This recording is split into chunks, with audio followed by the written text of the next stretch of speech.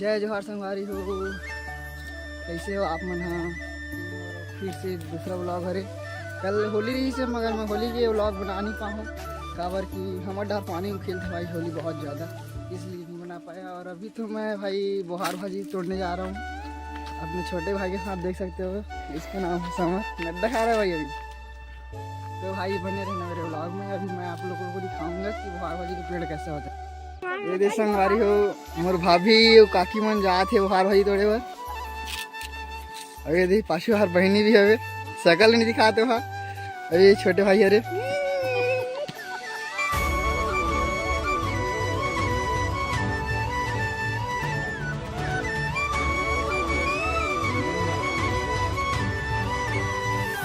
तेमन लगा हाथ रहूँ कहाँ।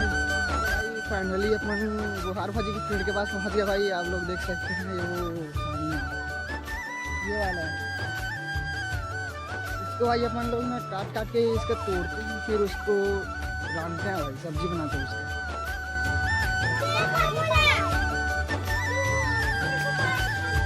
ये दे एक जन बेंद्रा चढ़े और ये दे दूसरा नंबर है। ये लोग भाई दोनों भाई है, देखो भाई भी यार।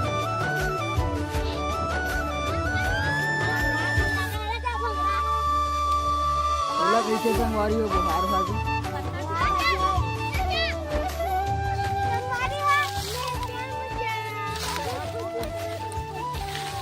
ये तो संगवारी हो बोहार भाई तोड़ा थे, काकी भाभी है। और वो दे हमार भाई है यहाँ चढ़े ऊपर में।